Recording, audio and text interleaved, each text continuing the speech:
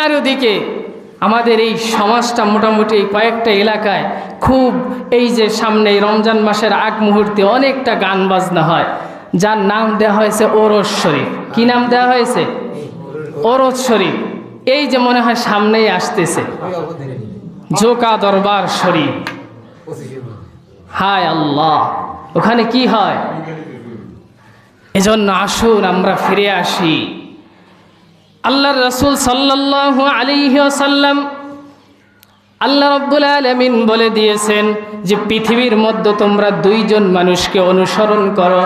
একজন হলো তোমাদের প্রিয় নবী, আমার হাবিব, আমার দোস্ত মুহাম্মদুর রাসূলুল্লাহ সাল্লাল্লাহু আলাইহি ওয়াসাল্লামের জিন্দেগি তোমরা অনুসরণ করো।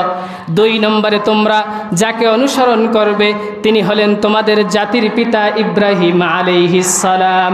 মিল্লাতা আবিকুম ইব্রাহিম হুয়া সাম্মাকুমুল মুসলিমিন।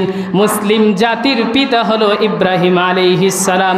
তোমরা তোমাদের পিতাকে অনুসরণ করো। এই যে মেলা, এই যে ওরস, এটা কোথা থেকে আসলো আপনারা কি জানেন? ইতিহাস।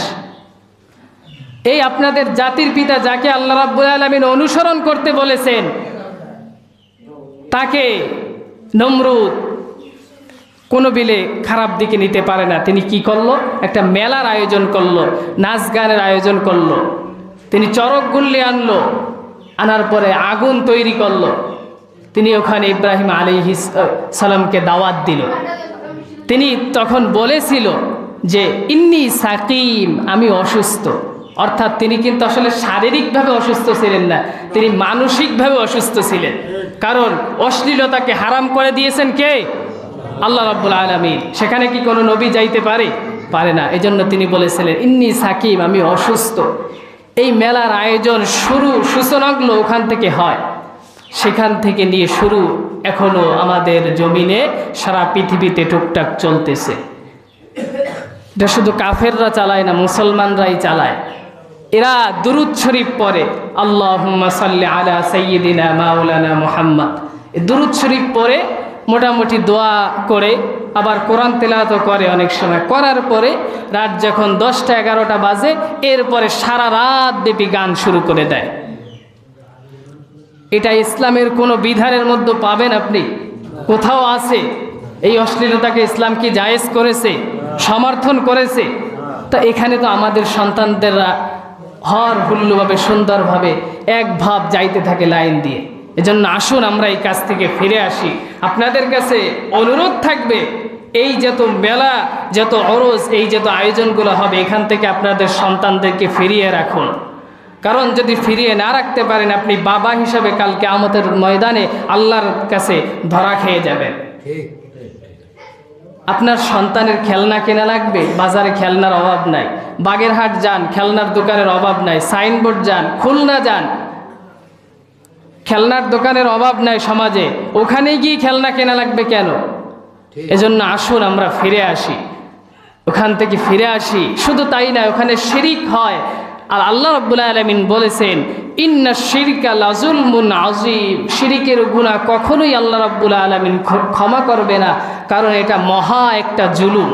ঠিক, আল্লাহর সঙ্গে অংশীদার করা হয়, আল্লাহর সঙ্গে অংশীদার করা হয়। কারণ সেজদা পাওয়ার এই কপাল থাকবে একমাত্র এক জায়গায়, তিনি কে?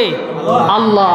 কিন্তু আমরা দ্বিতীয় জায়গায় ঠেকাই, সেটা হলো পীর নামে ভণ্ডর কাছে গিয়ে মাথা ঠেকিয়ে দিই। সেইগুলো চলে আমাদের এই দরবার শরীফগুলোর। ইনশাআল্লাহ যখন ইসলামী রাষ্ট্র এই সমাজে কায়েম হবে, এই ভণ্ডামি আর থাকবে না।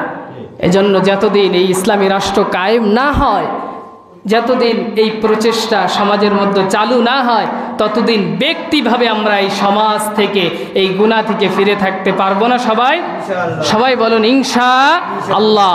শুধু নিজে ফিরে থাকবো না, সমাজের মানুষকে ফিরিয়ে রাখার চেষ্টা করব, সন্তানদেরকে ফিরিয়ে রাখার চেষ্টা করব।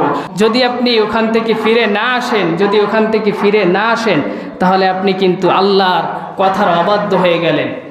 আল্লাহ রাব্বুল আলামিন বলেছেন ইব্রাহিম নবীর অনুসরণ করে। ইব্রাহিম নবীর অনুসরণ মেলায় গিয়ে করলে হবে না, ওখান থেকে ফিরে এসে ইব্রাহিম নবীর অনুসরণ করতে হবে। কারণ যেটা নবীদের বিরুদ্ধে ছিল ওটা কখনো কোনো মুসলমান গ্রহণ করতে পারে না। এক বিন্দু রক্ত থাকা পর্যন্ত শরীরের মধ্যে কখনো রাসূলের বিরুদ্ধে যেই কাজগুলো হয়েছিল ওই কাজগুলো মুসলমান সমর্থন করতে পারে না, সেখানে যত বড় ভালো হোক না কেন। আরে ভাই, একটা দুধের পাত্রের মধ্যে যদি আপনি দেখেন যে এক ফোঁটা চেনা পড়েছে, প্রস্রাব করেছে কেউ ওর মধ্যে, অথবা সামান্য আমাদের সমাজে একটু পোকা পড়লেই খাবারটা আমরা ফালিয়ে দিই, তাই না? ফেলে দিই না?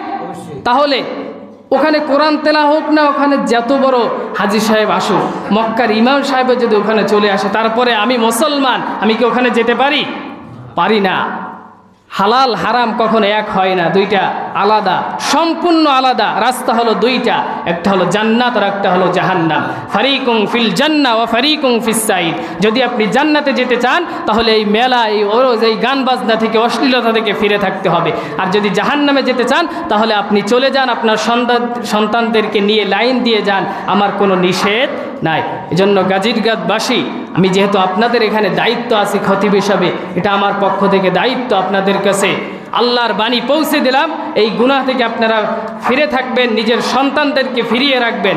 যত সন্তানরা কুশল করুক না কেন যে বাবা একবার নিয়ে যাও, খালি একটু ঘুরে আসি, যে না ওখানে যাওয়া যাবে না, তুমি মুসলমানের ঘরে জন্ম নিয়েছো, তোমার জন্য এটা জায়েজ নয়, এরকম ধমক দেন, আপনি বাবা, আপনার কথা সে শুনতে বাধ্য হয়ে যাবে। এজন্য আসুন আমরা এই গুনাহ থেকে ফিরে আসি।